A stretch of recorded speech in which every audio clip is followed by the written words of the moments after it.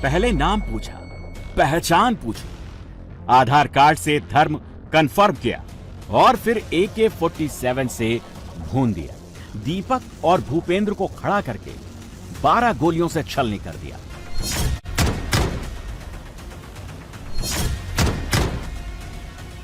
जी, आपका नाम क्या है और आप कहाँ से हैं? सुनील कुमार। सुनील जी, कहाँ से आप? लखनऊ रायबरेली। लखनऊ रायबरेली जी। तो कल सुना आपने क्या हुआ यहाँ पे? सर मतलब कि रात को मतलब कि जैसे प्रशासन मतलब आए तो मतलब कि हमें थोड़ी बहुत मतलब बैठक हुई कि मतलब कुछ ना कुछ दुर्घटना हुई है। यहाँ से करीब 3 अभी हम लोगों को सुबह हम लोगों को पता मिली है कि मतलब कि 3-4 किलोमीटर दूरी पे दुर्घटना हुई है। तो हेडक तो होता ही है। तो बहुत समय के बाद जो है इस तरह हुआ है, तो क्या अभी डर है आप में, खौफ लग रहा है क्या? अब डर का है, पता नहीं कितनी टाइम घटना हो जाए जी, कहाँ पर हो जाए ये कोई था नहीं। हाँ, तो आप वापस जाना चाहते हैं, यहीं रहेंगे अभी? अब जो आप लोग जो प्लान बनाओगे वही होगा, हमको क्या है। तो प्लान बनाएंगे, आप क्या करना है? अभी तो कमाने आए तो कोई बात नहीं, अब डर तो है मगर क्या करें।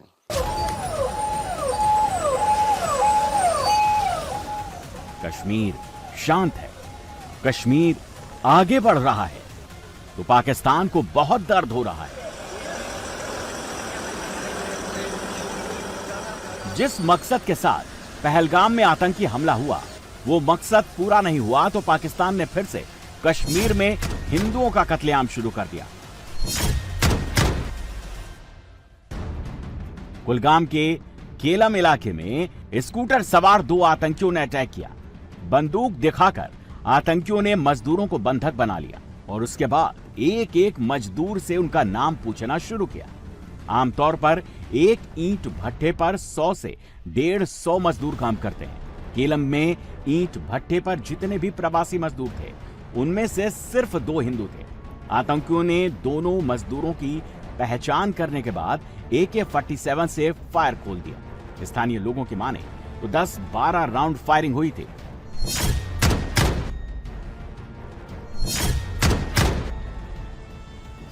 कश्मीर के कुलगाम जिले में मौजूद है, जहां बीती रात 2 नॉन लोकल लेबर्स की गोली मारकर हत्या कर दी गई। कश्मीर में लाखों की तादाद में नॉन लोकल्स रोजगार कमाने के लिए कश्मीर आते हैं और 4-5 महीने यहाँ कामकाज करते हैं और बीते सालों में कहीं ऐसी घटनाएं घटी है जब मिलिटेंटों ने नॉन लोकल्स की हत्या कर दी है और ऐसी ही घटना वर्ष 2024 के बाद एक बार फिर दक्षिणी कश्मीर में देखने को मिली है। ईंट के भट्टों की बात करें तो हज़ारों की तादाद में नॉन लोकल्स जो है वो ईंट के भट्टों में काम करते हैं। ये इलाके जो है ये बस्ती से थोड़ा बाहर होते हैं और इसी का फ़ायदा उठाकर मिलिटेंट्स जो है वो बीती रात इस इलाके में पहुंचते हैं और ईंट के भट्टे में मौजूद लोगों से जो है पूछताछ करते हैं और उसके बाद 2 लोगों पर अंधाधुंध गोलियां चलाते हैं। बताया जा रहा है कि 2 मिलिटेंट्स थे जो हथियारों से लैस थे। एक के पास AK-47 थी और दूसरे मिलिटेंट के पास पिस्टल था। उनका नाम पूछा गया और उनका आधार कार्ड चेक किया गया और उसके बाद जो है उनको गोली मार दी गई। कुलगाम में हुए इस आतंकी हमले की जिम्मेदारी आतंकी संगठन TRF ने ली है।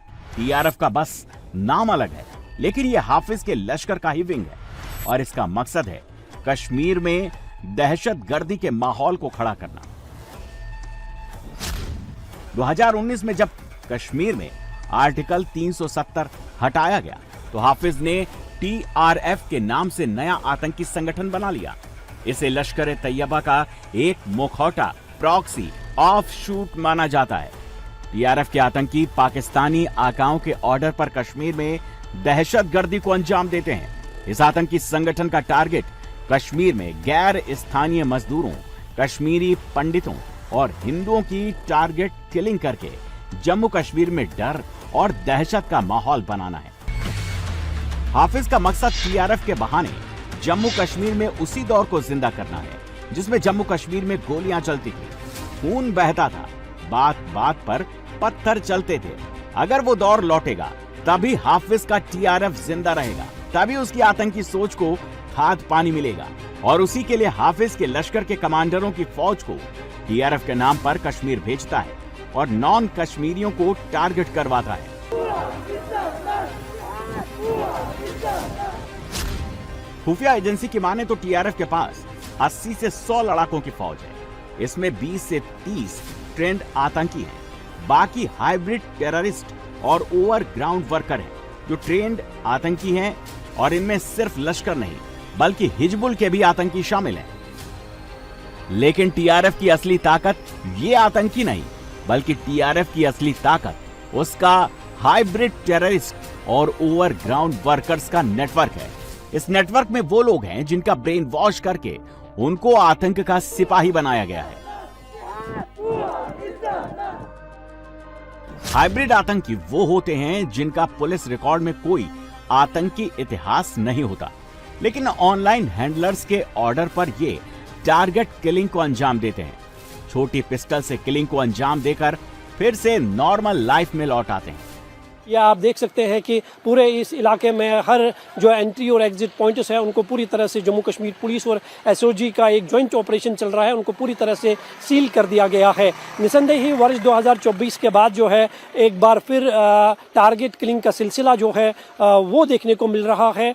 10 दिनों के भीतर ये दूसरी टारगेट किलिंग है। 3 लोगों की अब तक मौत हो चुकी है और टारगेट किलिंग का सिलसिला शुरू होना निसंदेह ही सुरक्षा एजेंसियों के लिए एक बहुत बड़ा चैलेंज है, क्योंकि इस तरह की किलिंग्स को रोकना जो है बेहद मुश्किल होता है। लेकिन मिलिटेंट जो है अपनी प्रेजेंस दिखाने के लिए और उनके लिए इस तरह का किलिंग करना जो है एक बहुत बड़ा आसान टारगेट होता है।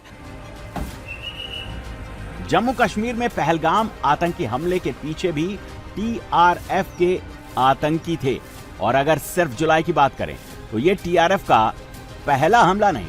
इससे पहले भी टीआरएफ ने जम्मू कश्मीर पुलिस के जवानों को टारगेट पर लिया था। 22 जुलाई को आतंकियों ने अनंतनाग के लाल चौक पर पुलिस पर हमला किया। अमरनाथ यात्रा की ड्यूटी पर तैनात हेड कांस्टेबल आशिक हुसैन शहीद हो गए। इसके बाद पुलिस ने पूरी घाटी में करीब 3000 लोगों को हिरासत में लेकर पूछताछ की। इनमें से ज्यादातर को अब छोड़ दिया गया है।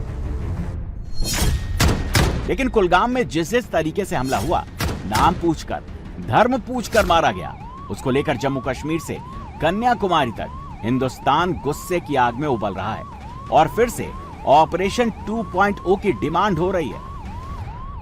अनंतनाग में तो आतंकियों के इस कायराना करतूत पर विरोध प्रदर्शन हुआ।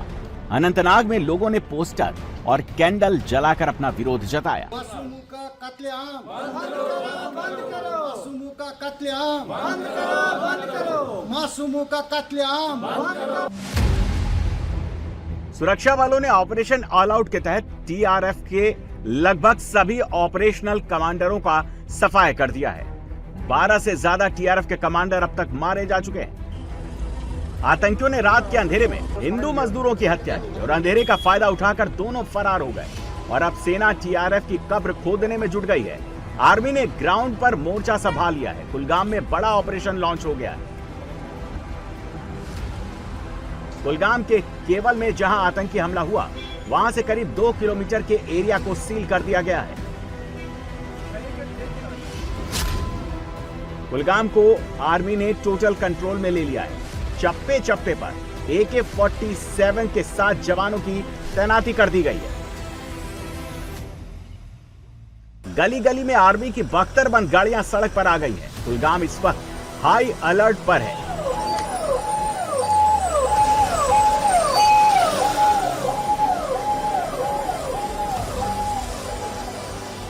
आधी रात से ही कुलगाम में सेना का सर्च ऑपरेशन चल रहा है।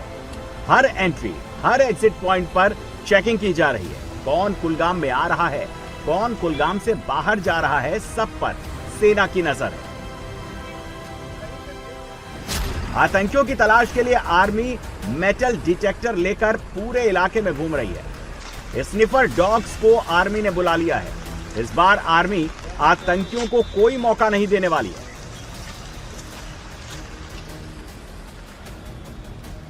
संदिग्ध ठिकानों और जंगलों की ओर जाने वाले रास्तों पर भी सर्च ऑपरेशन चलाया जा रहा है। आर्मी आतंकियों की लोकेशन को ट्रेस करने के लिए ड्रोन और लेटेस्ट सर्विलांस टेक्नोलॉजी की मदद ले रही है। ये केलम इलाका है कुलगाम का। यहाँ पर बैरिकेडिंग की गई है। जम्मू कश्मीर पुलिस और एसओजी के जवान जो है वो तैनात किए गए हैं, और यहाँ से महज कुछ मीटर की दूरी पर वो वो स्पॉट है जहाँ पर वो लेबर ईंट के एक भट्ठे में काम करते थे, लेबर थे वहाँ पर, जिनको उनका कार्ड देखकर जो है बताया जा रहा है कि उनकी हत्या कर दी गई है। हालांकि इस हमले के बाद जो है पूरे इस इलाके में, खासकर श्रीनगर जम्मू नेशनल हाईवे के आसपास जितने भी इलाके हैं वहाँ पर बड़े पैमाने पर सर्च ऑपरेशन जो है वो चलाया जा रहा है। और माना जा रहा है कि अनंतनाग हमले में जिस आतंकी का हाथ था उसी आतंकी ने जो है इस हमले को भी अंजाम दिया है। और 2 आतंकी थे जो एक स्कूटर पर सवार थे, एक के पास AK-47 थी और दूसरे मिलिटेंट के पास पिस्टल था। दोनों मिलिटेंट जो थे वो इस ईंट के भट्ठे के अंदर चले गए, क्योंकि वहाँ पर काफ़ी तादाद में नॉन लोकल लेबर्स है जो इस तरह कश्मीर में काम करते हैं, ईंट के भट्ठों पे काम करते हैं। और 2 लोगों के जो है उनमें से नाम पूछा गया और बाकी किसी के साथ बात नहीं की है और उनको जो है नज़दीक से गोलियां चलाई और उसके बाद वहां से फरार हो गए। हालांकि रात में ही एक की मौत हो चुकी थी, दूसरा गंभीर रूप से घायल था, उसे अनंतनाग के बाद श्रीनगर सिकिम्स हॉस्पिटल में भर्ती किया गया था और जहां वो आज सुबह जो है जख्मों की ताब न लाकर जो है दम तोड़ बैठा है। जैसी टारगेट किलिंग कुलगाम में हुई है वैसी बीते 2-3 साल में कश्मीर के ईंट भट्टों पर हुई है। पुलिस ने जहां सीसीटीवी कैमरे लगाने का निर्देश दिया था, इस पूरे इलाके में 20 से ज्यादा ईंट भट्टे हैं। जिस ईंट भट्टे पर भी सीसीटीवी कैमरे लगे थे उसकी फुटेज की पड़ताल की जा रही है। सोर्सेस की माने तो आतंकी हमले में जांच एजेंसियों को हमले में एक लोकल और एक पाकिस्तानी आतंकी के शामिल होने का शक है। शुरुआती जांच का फोकस लतीफ भट्ट पर है। लतीफ भट्ट पिछले साल TRF में शामिल हुआ था। लतीफ भट्ट लश्कर का एक कमांडर है जिसकी पहचान शोपिया एनकाउंटर के बाद सामने आई थी। शोपिया एनकाउंटर में वो लश्कर के टॉप कमांडर जाकिर गनई के साथ फंस गया था। 5 दिन तक चले एनकाउंटर में A++ कैटेगरी के आतंकी जाकिर अहमद गनई को ढेर कर दिया गया था, लेकिन लतीफ आर्मी के हाथों से बच गया। लेकिन अब ज्यादा दिन तक वो बच नहीं